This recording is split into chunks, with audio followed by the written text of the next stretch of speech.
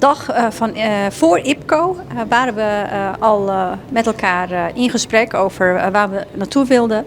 En in dat kader hebben we uiteraard eerst de gouverneur bezocht en het kabinet en met de minister-president gesproken. En daarna zijn we onder leiding ook van de minister naar de raffinaderij geweest.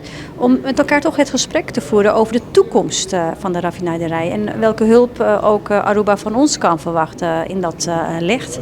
En voorts gingen we ook in gesprek over de duurzaamheidsambities. En spraken we met een aantal ondernemers van Mr. Green.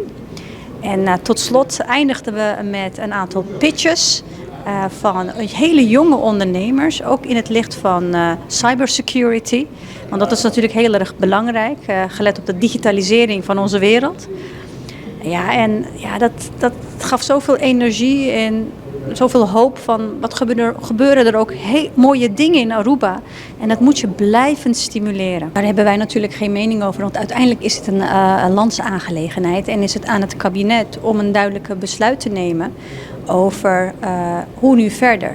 En er is, weet ik, ook vanuit Aruba gesproken over ontmanteling van de raffinaderij. Dus dan moet je nadenken van ja, hoe zie je dan de toekomst al daar? En wat is goed voor Aruba? Wat wij vanuit Nederland kunnen aanbieden is natuurlijk hulp en ondersteuning. Ook in het denken daarover.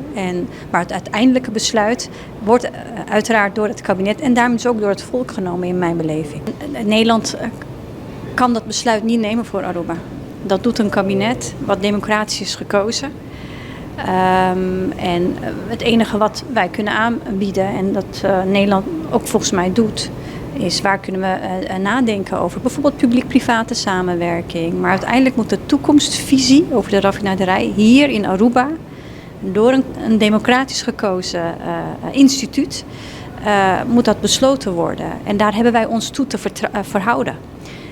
En anders gaan wij toch wel in de autonomie treden van een land als Aruba. En dat lijkt mij niet zo heel erg verstandig.